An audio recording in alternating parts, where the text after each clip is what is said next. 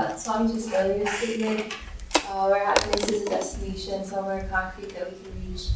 How do we reconcile that with the analogy of the pendulum going back and forth, always coming back to the middle, which is away from happiness? Or that, like, happiness versus sadness, so away from an extreme. Or how do we reconcile that with statements where people say that you shouldn't be happy or sad, but you should be at a medium?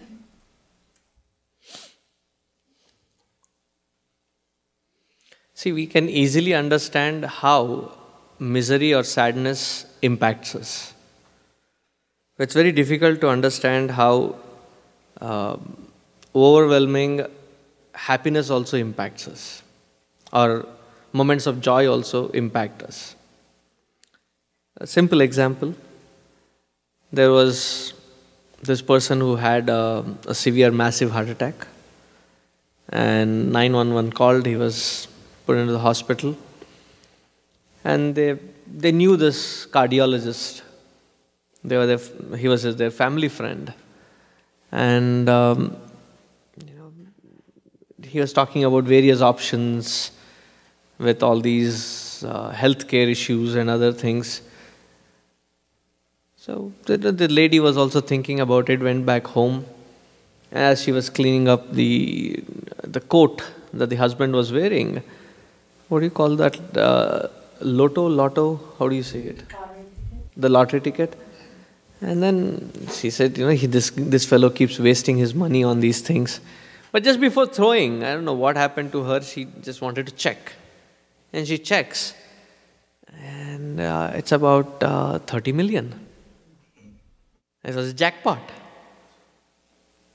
And she rushed to the hospital to inform this to her husband. And this doctor luckily intervened. So what are you so happy about? You seem so upbeat. She says, the lottery? 30 million. So thank goodness I came in between. He cannot handle this kind of a sudden overwhelming news. Let me handle it. Let me put it across. So he goes there, sits with him and spends in a very friendly manner, talks to him about various things. He finally comes to the point where you have this huge bill coming up. How do you think you're going to pay?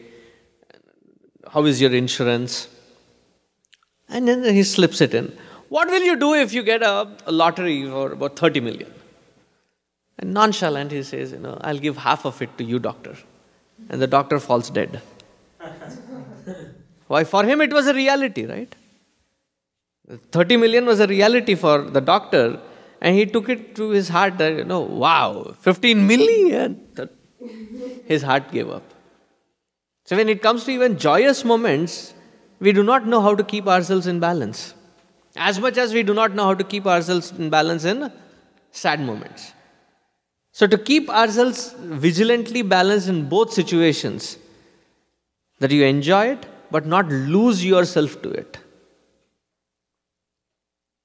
That is how you reconcile being in that mid path of both joy and sorrow that life throws at you. Then you see the world out of the bounds of craving or dislike. Then you see a sense of that balance, the mid path within. Or there you hit the peace.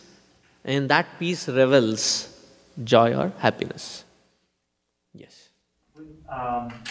Would that balance ever be possible in, I guess, like this series of experiences we have, which we label life? Because after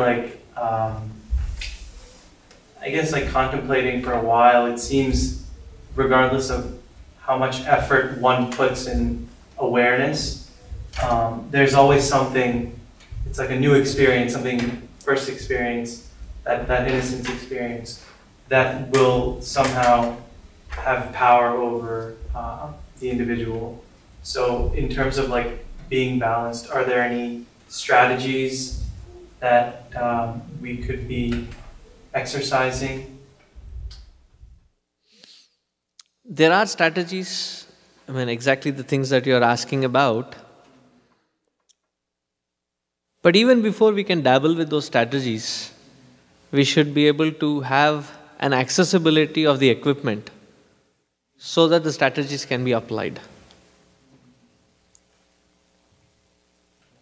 You're talking about using a better engine oil, better gasoline, better various things, but get the car in control first. Then you can go into applying these different strategies in making it more productive or efficient.